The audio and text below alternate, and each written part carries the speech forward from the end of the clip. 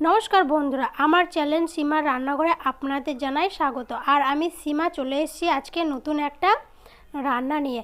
তো আজকে যেটা আমি বানাবো, এটা আমি বাচ্চা মানে আমার ছেলের জন্য বানাচ্ছি, তাই ভাবলাম একটু আপনাদের সঙ্গে শেয়ার করে নিই। তো আমি আজকে আমার ছেলের জন্য চাউমিন বানাবো। তো এখানে দেখতে পাচ্ছেন আমি কয়েকটা সয়াবিন দিয়ে দিয়েছি।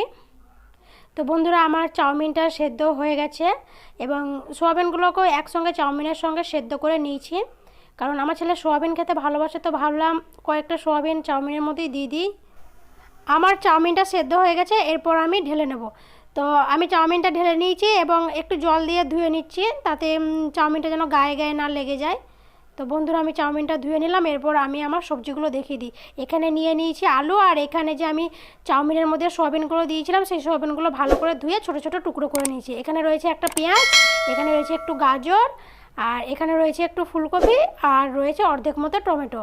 আর এখানে আমি একটা ডিম নিয়েছি, যেহেতু আমার ছেলে আবার দুপুরে ডিম খাবে, তার জন্য আমি একটাই ডিম দেবো। আপনারা চাইলে দুটো ডিম দিতে পারেন। তো আমি ডিমটার মধ্যে একটু নুন দিয়েছি, আর ডিমটাকে ফেটিয়ে কড়াইয়ের মধ্যে দিয়ে দিলাম। তেলটা গরম হয়ে গেছিলো।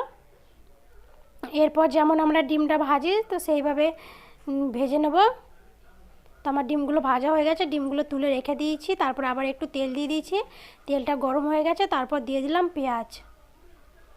তো পেঁয়াজটা ভাজা ভাজা হয়ে গেছে, তারপরে দিয়ে দিলাম আলু। আলু দিয়ে একটু নেড়ে নেব।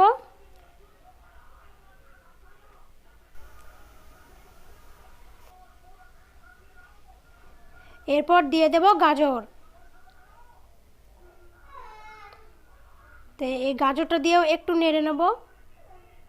আমি সবজিগুলো খুব বেশি সেদ্ধ করব না, তবে মোটামুটি সেদ্ধ করব। তারপরে দিয়ে দেব আমার যে কেটে রাখা ফুলকপিগুলো ছিল সেগুলো। তো এগুলো দিয়ে খুব ভালো করে ভেজে নেব। যেহেতু আমি বাচ্চার জন্য বানাচ্ছি, তো এখানে আমি খুব বেশি মশলা অ্যাড করব না। আপনারা চাইলে পেঁয়াজটাও না দিতে পারেন, তবু আমি একটু পেঁয়াজ দিলাম। তো আমার সবজিগুলো ভাজা ভাজা হয়ে গেছে। এরপর দিয়ে দিলাম একটু নুনটা দিয়ে খুব ভালো করে ভেজে নেব। তারপরে যে সয়াবিনগুলো ছিল সেই সয়াবিনগুলো দিয়ে দিলাম। তো সয়াবিনগুলো আমি আলাদা করে তুলে ভালো করে ধুয়ে ছোটো ছোটো টুকরো করে নিয়েছি। আপনারাও আলাদা করে ভালো করে চিপে চিপে জল বের করে নিয়ে সবজিগুলোর সঙ্গে একসঙ্গে ভেজে নেবেন। তো আমি এখানে বেশি কিছু মশলা দেবো না, আগেই বলেছি, যেহেতু আমি আমার ছেলের জন্য বানাচ্ছি। তো দেখুন, খুব অল্পই তেল দিয়েছি, খুব বেশি তেলও দিইনি। এরপরে আমি চাউমিনগুলো দিয়ে দেবো। মোটামুটি আমার সবজিগুলো সেদ্ধ হয়ে গেছে, তারপরে আমি চাউমিনটা দিয়ে দিলাম।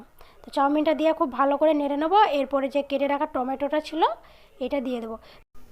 তো টমেটোটা দিয়ে দিলাম। বন্ধুরা, মোটেও আমার ছেলে টমেটো পছন্দ করে না, তবু একটু দিয়ে দিলাম। এরপর যে ভেজে রাখা ডিমটা ছিল সেটা দিয়ে দিলাম। এরপর দিয়ে দেবো একটু সোয়া সস। তো আমি এখানে ঢাকাটার মধ্যেই ঢেলে নিয়েছি, অর্ধেক মতো দিয়ে দিলাম।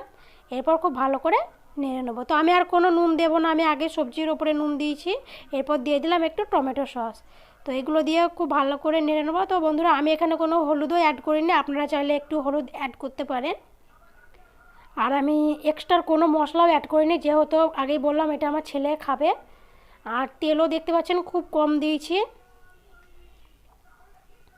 তো দেখুন বন্ধুরা, আমার চাউমিনটা পুরোপুরি রেডি। যদি ভালো লাগে অবশ্যই লাইক করে দেবেন, আর আপনি যদি নতুন হন চ্যানেলটিকে সাবস্ক্রাইব করে নেবেন। তো আজকের মতো ভিডিওটা আমি এখানেই শেষ করলাম।